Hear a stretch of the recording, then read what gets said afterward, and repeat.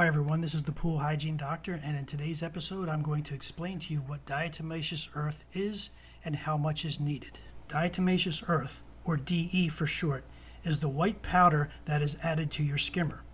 Once it is added, it sticks to the grids inside your filter, making the water harder to pass through, therefore cleaning it. Every pool is different. Typically, there is 1 pound of DE used for every 10 square feet of filter space. When your pool is backwashed, it doesn't eliminate all of the diatomaceous earth. For this reason, you don't have to add the maximum amount every time. To keep your pool clean, you should do a full DE backwash and flush once every 3 months or about twice a season. I like to use a 1 pound coffee can to measure the amount of DE I use.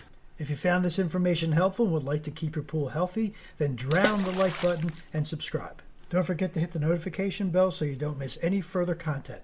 Thanks for listening to the Pool Hygiene Doctor, and I'll see you at the pool.